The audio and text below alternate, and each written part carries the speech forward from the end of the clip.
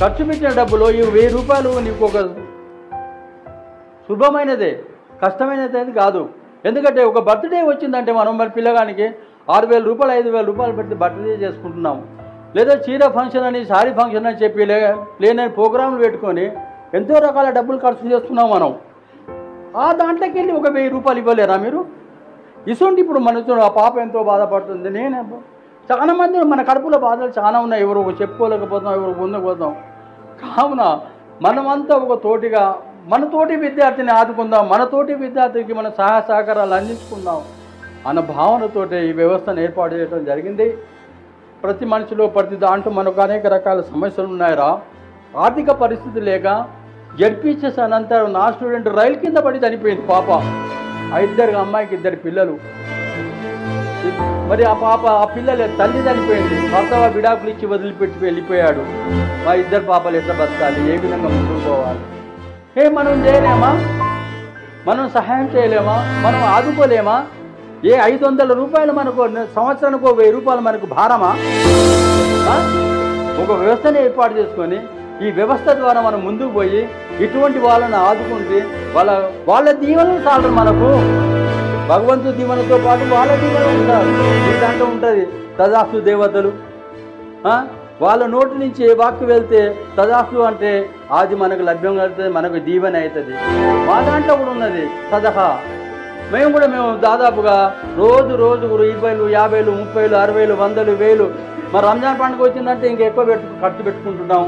జకాత్ అని తీసుకున్నాం. నా సంవత్సర ఆదాయం మీద 2.5 ప్రతి అంటే ₹2.50 100 రూపాయలు నీ దగ్గర ఉందంటే ₹2.50 నువ్వు దాన్ని తప్పనిసరిగా బీదవానికి సహాయం చేయాలి. 1000 రూపాయలు ఉన్నాయనుకో, దాంతో నీకు 2,250 రూపాయలు అవుతాయి. 1,00,000 రూపాయలు ఉంటే దానికి 2,500 రూపాయలు.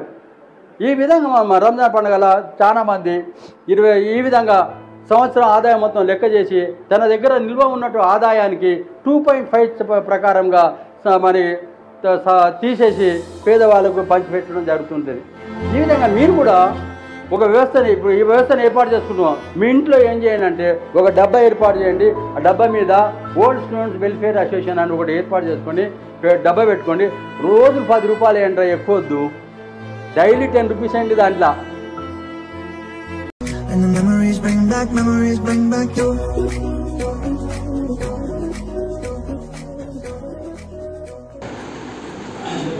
భాస్కర్ని సరే దాని యొక్క ఆలోచన భాస్కర్ అని అంటున్నాడు.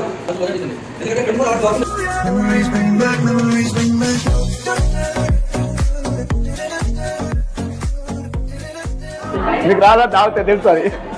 Good afternoon. ఈ యొక్క సంస్థని ఏర్పరిచినటువంటి old student welfare association 2001-2010 batches 10 batches కలిసి ఒక సంస్థ ఏర్పాటు చేసిన మన గురువర్యులు సలీం సార్ గారికి ప్రత్యేక ధన్యవాదాలు మన అందరి తరఫున.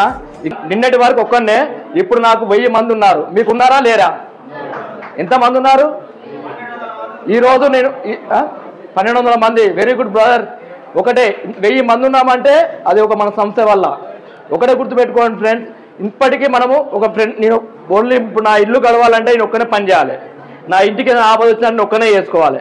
ఇప్పుడు నాకు కొండంత ధైర్యం ఉంది. ఎందుకంటే నాకు ఇంతమంది ఉన్నాక నేను ఎందుకు భయపడతా? ఏం చేయాలన్నా కానీ ఒకటే మనం అనుకున్నారు. మన సంస్థ నుంచి ఎంత అమౌంట్ ఇస్తామనుకున్నారు ఫ్రెండ్స్ చెప్పండి.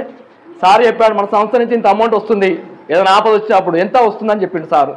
ఎల్బీ నగర్లో సంస్థ ఉంటుంది, ఓల్డేజ్ వాళ్ళకి ఓన్లీ 500,000 రూపీస్ పంపిస్తూ ఉంటా.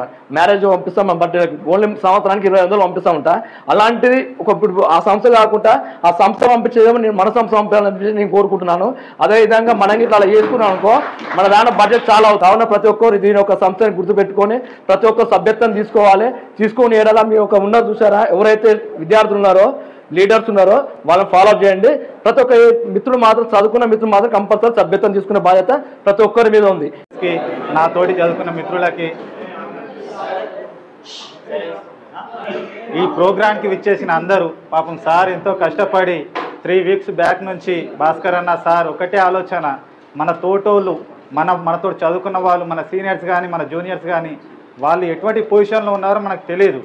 మనం అందించే ఈ 500 రూపాయల సభ్యత్వం కాదు ఇది, ప్రతి సంవత్సరం ఇచ్చే డబ్బులు కాదు ఇది. ఏంటంటే మన వాళ్ళ ఎదుటి వాళ్లకు ఎంత ఒక రూపాయి 1 పెన్నీ రూపీ వాళ్లకు చేరుకుంటే దానికంటే సంతోషం ఇంకేం లేదు. ఈ ఆలోచనతోటి సార్ ఏర్పాటు చేసిన ఈ సంస్థని మనం ముందుకు తీసుకెళ్లాలని మీ అందరు కోరుకుంటున్నాను. మనం ఎక్కడో కలిసినప్పుడు హాయ్ అంటే హాయ్, బాయ్ అంటే బాయ్ అని కాకుండా మనం ఈ సంస్థను ఏర్పాటు చేసిన తర్వాత మన ఎవరు ఎలాంటి పరిస్థితిలో ఉన్నారు తెలుసుకోవాలి అనే ఆలోచనతోటి సార్ పెట్టడం మనకొకటి ఇది చాలా ఉపయోగం. ఇంతమందిలో చూసుకోవాలంటే చెప్పాలనుకుంటే నా పరిస్థితే ఒకలాగా ఉంటుంది.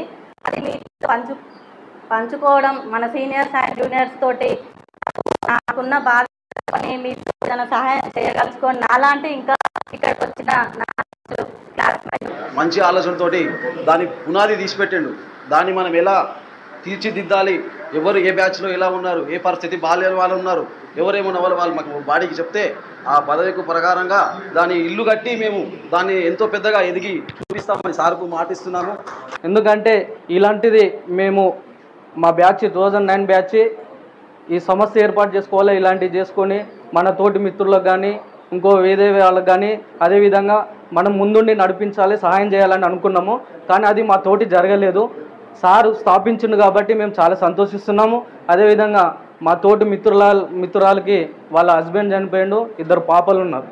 ఆ అమ్మాయి పరిస్థితి బాగాలేదు తెలుసుకొని మా బ్యాచ్ వాళ్ళందరూ మేము మాట్లాడుకొని మా తోటి సహాయం చేసుకొని అమ్మాయికి 50,000 రూపాయలు అందించడం జరిగింది.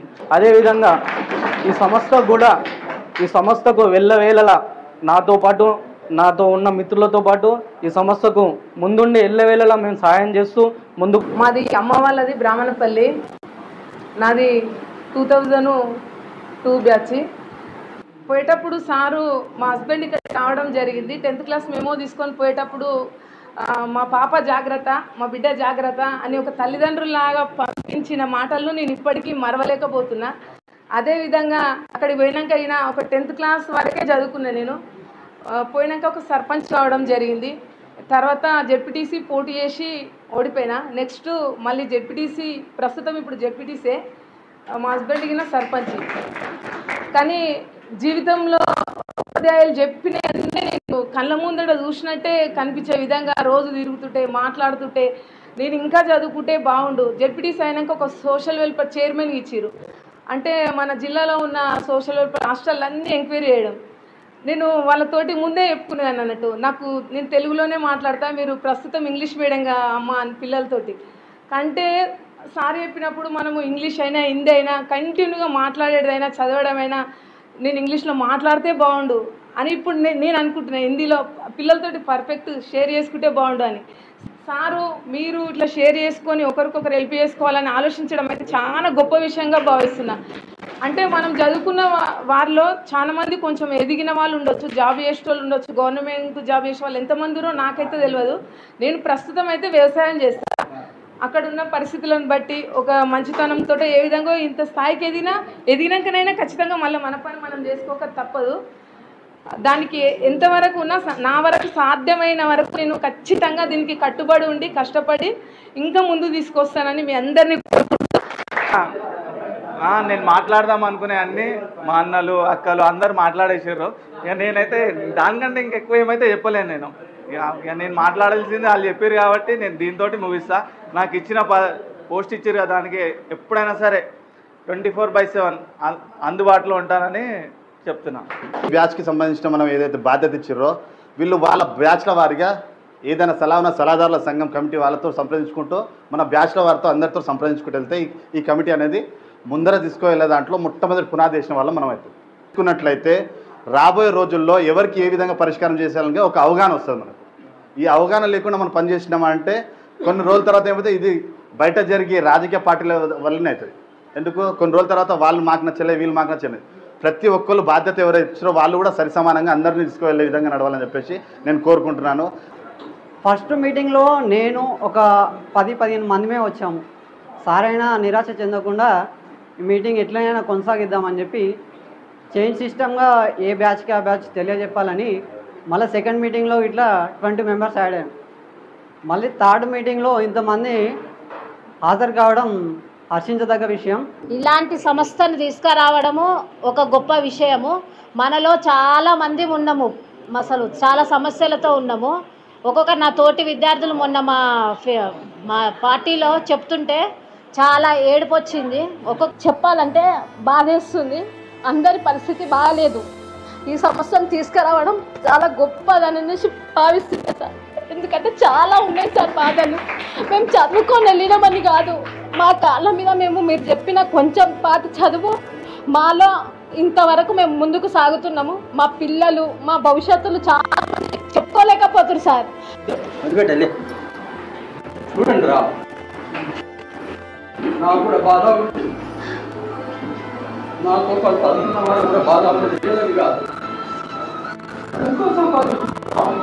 ఎన్నో ఖర్చు పెడుతున్నాం. 5,006 మంది 5,000 నుంచి 6,000 రూపాయలు 7,000 రూపాయలు మన బర్త్డేలకని చెప్పి దానికని చెప్పి దీనికని చెప్పి ఎంతో కష్టపడి ఎంతో సంపాదించిన డబ్బు చెప్పి ఆ డబ్బులు పడి నెలకు 300 అవుతాయి. 6 నెలలకు ఓపెన్ చేస్తే 6 మూల 18, 1,800 అవుతాయి. 800 నువ్వు ఖర్చు పెట్టుకో, 1000 రూపాయలు ఆ సంస్థకి. ఆ సంస్థ ఇలాంటి పేదవాళ్లకు ఉపయోగపడుతుంది. మెడికల్గా కూడా ఉపయోగపడుతుంది. ఎవరన్నా తల్లిదండ్రులు, మీ తల్లిదండ్రులు పాపం అబ్బాయి లేడు, చనిపోయిండు, తల్లిదండ్రులు ఉన్నారు, వాళ్ళకి ఆదుకుందాం మనం. ఆ తల్లిదండ్రులు ముందు తీసుకుందాం. నీ స్టూడెంట్ తండ్రి మనకు తల్లిదండ్రులే, నీకు తల్లిదండ్రే కదా.